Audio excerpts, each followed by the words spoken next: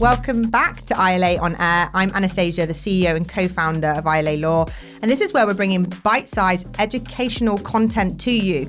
We have such an incredible community at ILA full of brokers, solicitors, developers, investors, surveyors, you name it, we've got it. And this is where we sit them down and we make the complicated simple, something we love to do at ILA. So buckle up, 20 minutes, grab your cuppa, and we're going to bring you up to speed. So today I'm joined by Kim. Hi. Hi, Kim.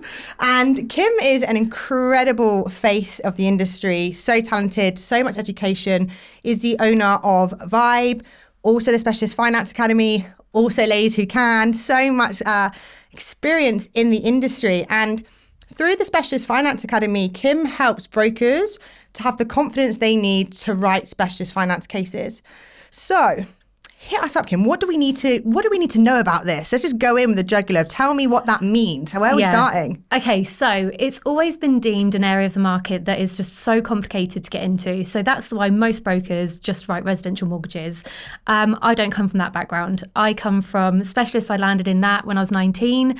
And the only exams that you can really do in it is the commercial, the specialist commercial, I think it's the CPSP exam, which is fine if you just want to do an exam a bit like CMAP.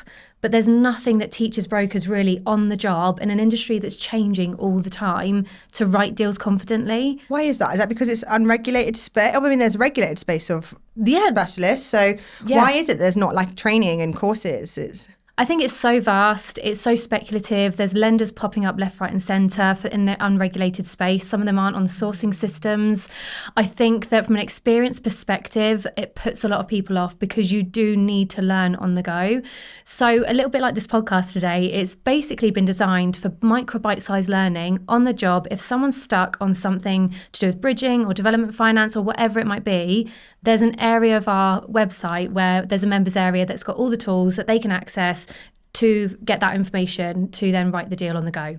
So that's ultimately what we're designing, and it's evolving. You know what it's like when you start something. You start one place and it evolves into something else. So we're trying to go with the times, AI, incorporate all of that, and pack so much into this kind of community. So yeah, just to help more brokers write more money. Amazing. Deals. Yeah, so needed. And so what subject today, I mean, is there like a specific one, like bridging, that you could talk about today of like, hey, how are they doing that? I mean, I appreciate there's probably so much that they can know, but in this 20 minutes, hit me, what type of topic would you like to share that they can talk, learn from you here? So we start from the basics. So ultimately, this can be for your brand new to the industry brokers. So beginners writing bridging finance or development finance.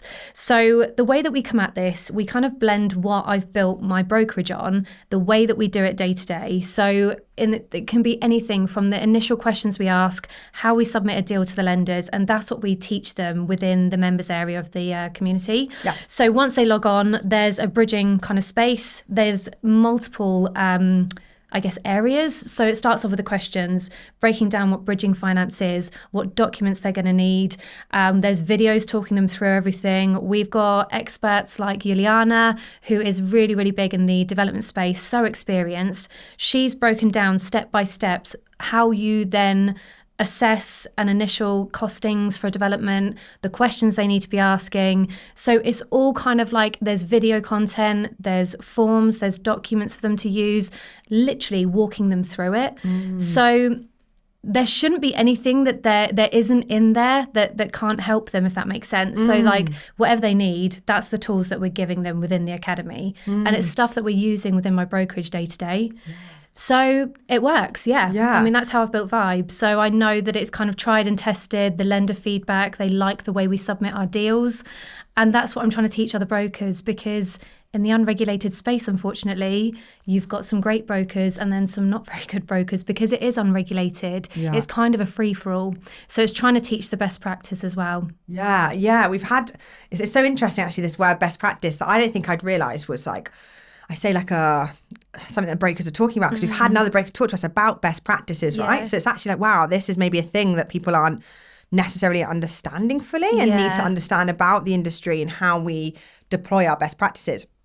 If there was something today that you could share, maybe a specific topic? Like, is there something in terms of how people can write more cases, like from a bridging perspective, or from anything from your experience at Vibe that you think, do you know what, if I was a broker listening to this, I'd want to know? And that actually can be from writing the deals themselves, but there might be something else that you say, actually, Anastasia, I actually want to talk about writing deals. I want to talk about something else that helps people to eventually get to that place. But from my experience, these are the like bang, bang, bang things that I think brokers need to know.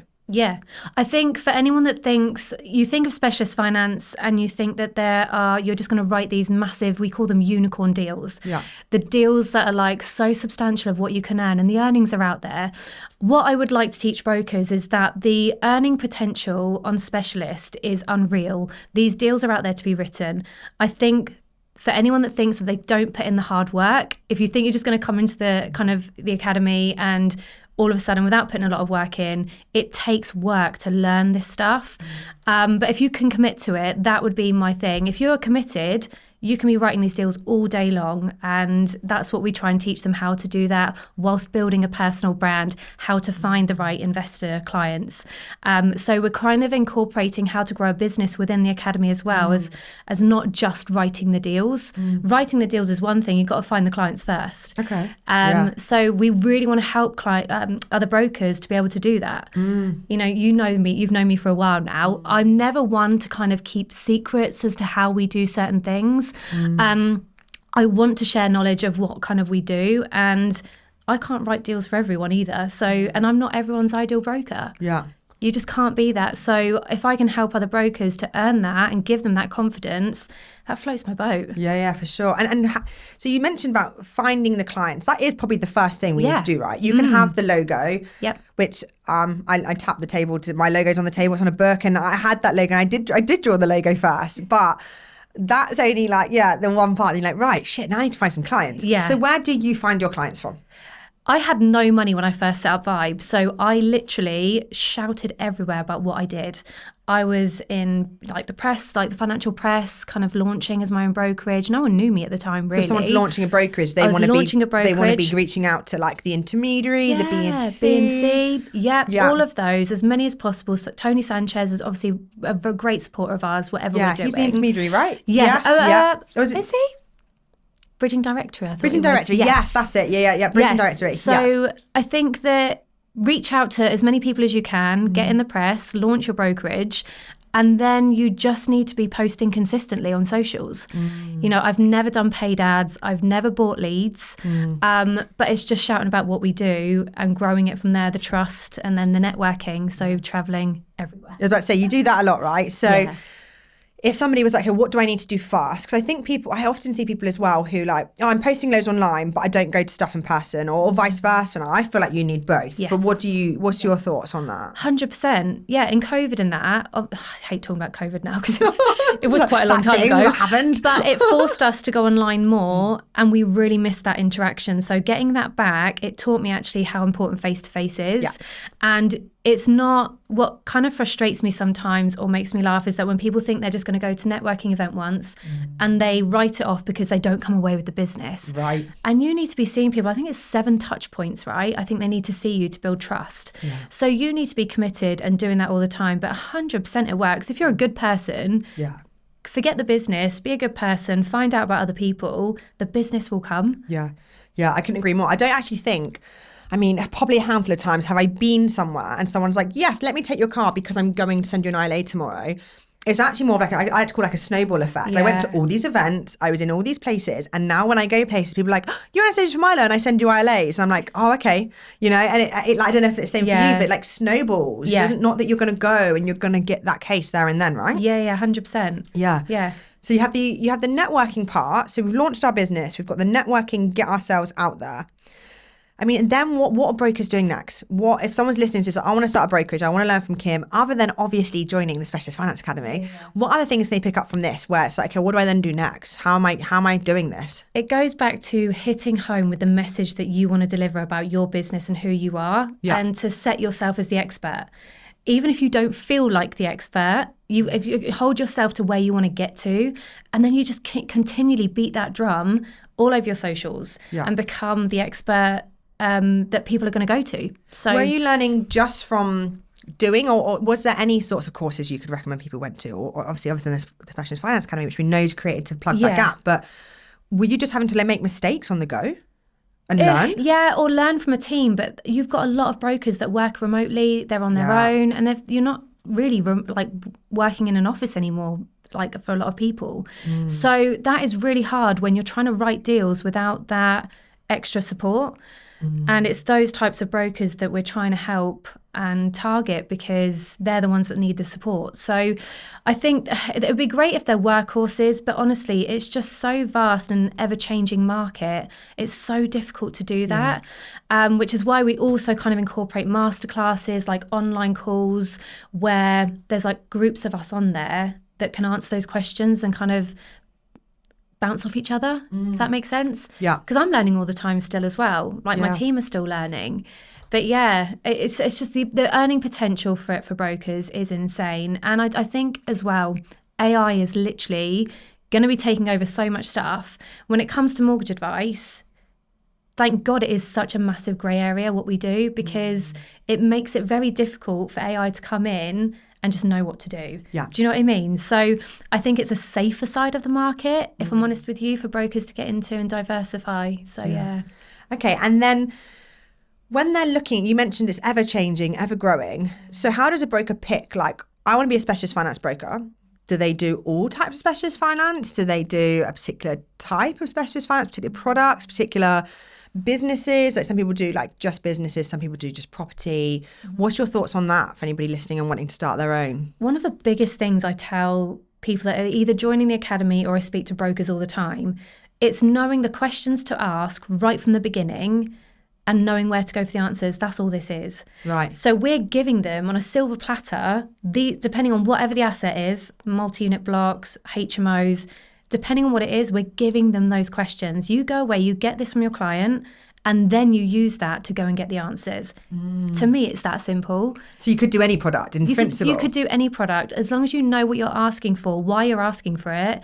And then don't be never say that. I say this to my team all the time. Don't make out you know something when you don't. Yeah. But we all know where to go to get the answers. Yeah. So if you can do that, that's all this is, as far as that is how easy that I would put this once you know those answers. So yeah, it's just start with the fundamentals, the foundations, and then the rest of it just comes. And what are some of the questions? Obviously, they want to know all the questions they need to join the academy, but what are some of the questions people could be asking? So we keep it really simple format. I used to work for lenders and we used to get War and Peace. So people used to send us like 30 different bank statements, paragraphs upon paragraphs, and you're trying to piece together a deal. Yeah. I learned from that, thank God. We literally have bullet point questions, 1 to 20, asking them fundamentals about the deal, no matter what it is. And then we tailor the different questions. So for HMOs, is it in an Article 4 area? Is there a HMO license in place? Are there more than one kitchen? Those types of questions we incorporate into those bits. Multi-unit blocks, are they all fully self-contained, for example? Yeah.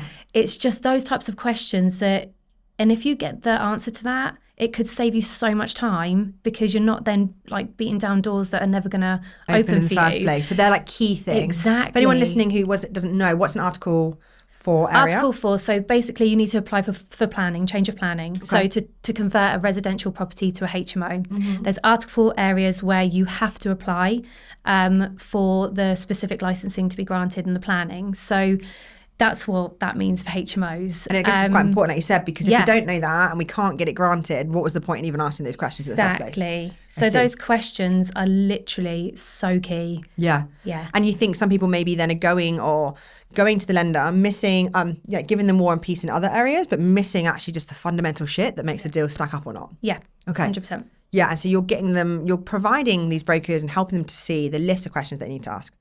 What's one of the biggest things possibly that you see that isn't being asked or checked? Like what's the biggest downfalls that brokers are falling down on? I just think it's I do think it's a lack of understanding of what questions to ask at the beginning, or they're just going on a sourcing system. They're not doing the right due diligence at the beginning. They're not taking a look at the property, the area it's in. They're not looking at the limited companies that these clients are saying that they're going to borrow in. So I think they're wasting so much time. And also it gets to a point where a client has spent so much time, and we know what investors are like, right? They haven't got a lot of time on their hands.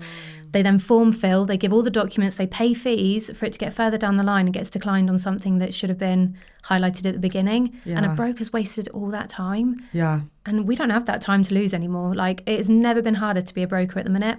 Really? In what sense? In every sense that sourcing, like the different products with the high fees, low rates, low fees, you're working out true cost all the time. It's manually sourcing, I'd say 90% of the time. So it's super, super difficult in a changing market where rates are continually changing as well. It has, and I speak to so many brokers who are the same. Legals, don't even get me started on legals. I've had a lawyer in today who actually broke down the process, which is really helpful. I mean, for people to understand, because people don't know, and then there's so much like hidden stuff and delays, and more so now than there's ever been before. Really? Like, you're looking at 4 months, I think, on average, 3 to 4 months from offer stage to get to completion.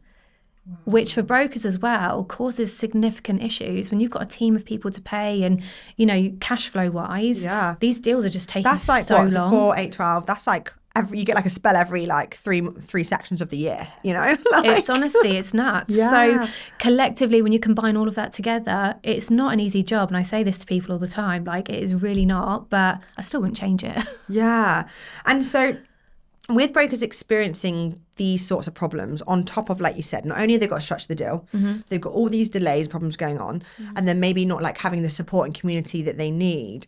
What do you think brokers can do to kind of solve this, if anything? Like, is there anything that like they're able to be really proactive on, like you said, like the questions at the start? But I don't know if there's any other good practices that you are sharing that actually can help mitigate some of these problems. I mean, you're probably trying to mitigate them every day, right? Yeah, 100%. I mean, it's all about the systems you use as well. So we have partnered with so many service providers, including yourselves. So, we're trying to give them the tools that they need, that we're using day to day as well. And we're learning, like I said, we're learning at the same time. There's different service providers popping up left, right and centre. So it's understanding that we run classes on how to source deals. Like, when we're manually sourcing, what does that mean? What does it look like? What does manually sourcing Who do you go to? So it's putting an email together for the lenders, but then it's establishing what lenders you're going to go to, highlighting. It sounds really simple, but it is that simple. Highlighting what you're drawing their attention to, so it can't be missed. So and I think that what I love about this is that criteria is there to be pushed. It's there as a guide for lenders, but there's so much flex that you can get in deals. And if they're just looking at black and white writing, discounting lenders, there's so many other opportunities for their clients that they're missing.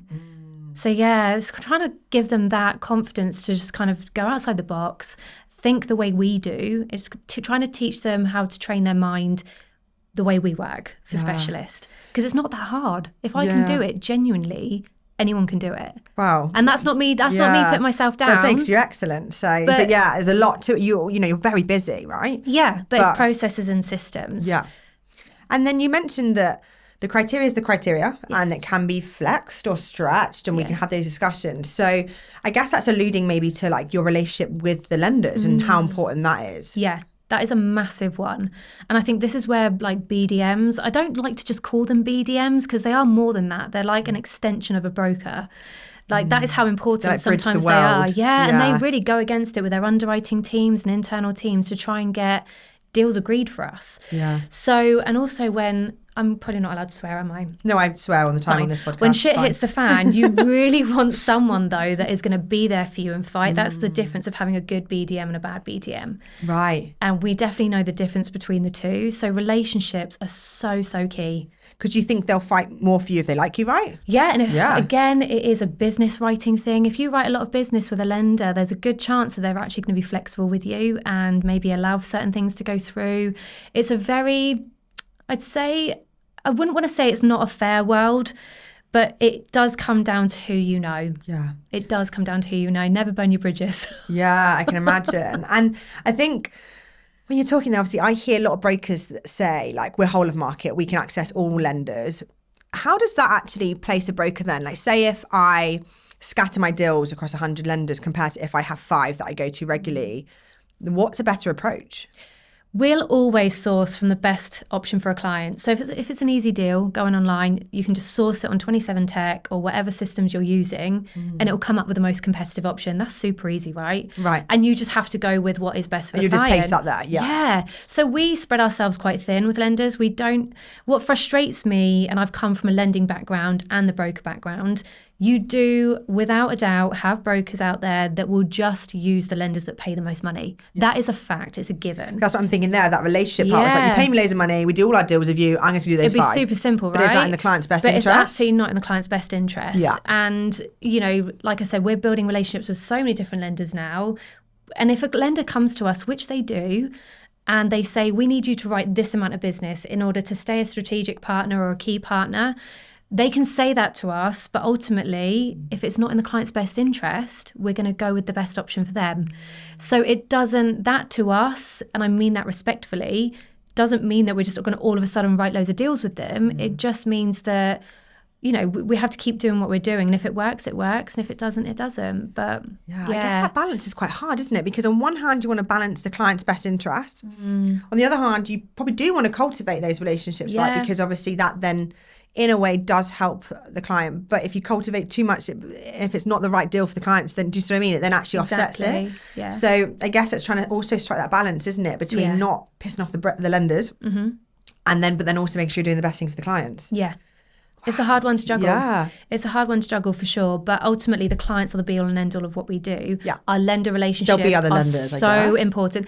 Yeah, there's always going to be options for clients. But, you don't want it to be a detriment to a client because you're not hitting certain targets for the lender. Do you know what I mean? So it's, but it's so important, those relationships. Without them, because I came from the lending background, thankfully, a lot of the people I used to work with have all worked. They're all now working at different lenders. They're all kind of high up. Yeah. So those relationships are probably actually what's got Vibe to where we are now in the status that we've had with those lender relationships. So I'm forever grateful for them, but you're always nurturing them. Yeah. Yeah, it's never.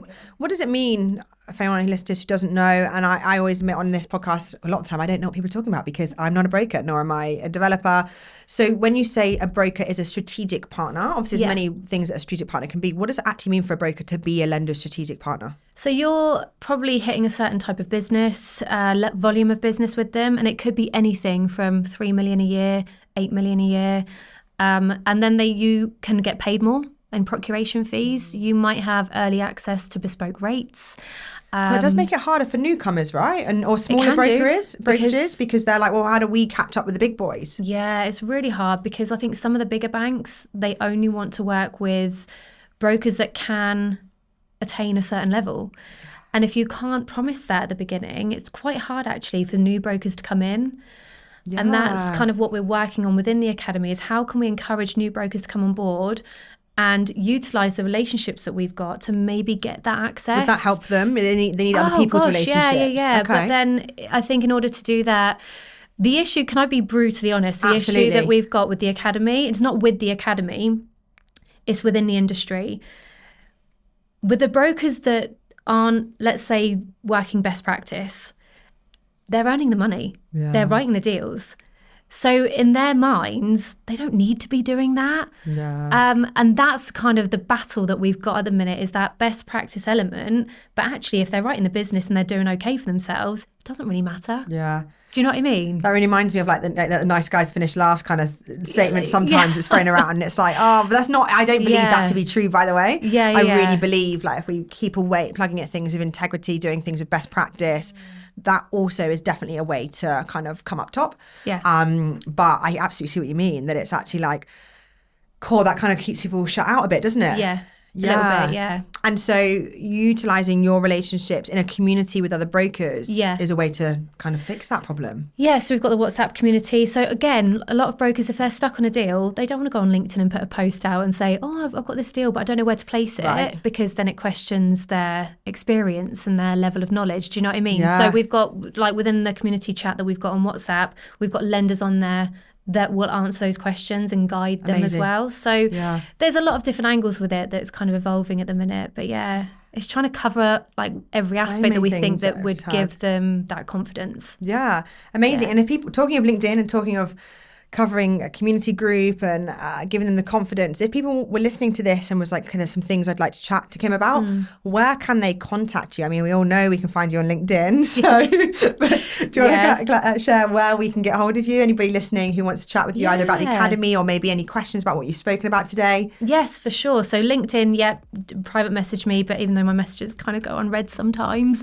I can't keep up with it. But that or the specialistfinanceacademy.co.uk. You've got Vibe. We're all over the socials. Instagram, TikTok. You're on TikTok. I love that. But I don't talk about property and finance on TikTok. I literally just do business stuff on there. Okay. So bipolar Kim. Both of them. 1 minute I'm fine, the next minute, that's business though, right? Yeah, well, absolutely. It's absolutely right. And it's so beautiful to have these communities for people listening to come along and learn from you. And more than anything, sometimes it's not just the education, it's being around people. So if you listen to this today and you're a broker and you're looking to learn more about building your confidence so you can write these cases yourself, whether it's from an education perspective or building your own community and connection with the lenders, do reach out to Kim. So thank you for being here today, Kim. Thank you for having me. Yeah, thank you. And don't forget to tune in next time for your bite-sized specialist finance info. We'll speak soon.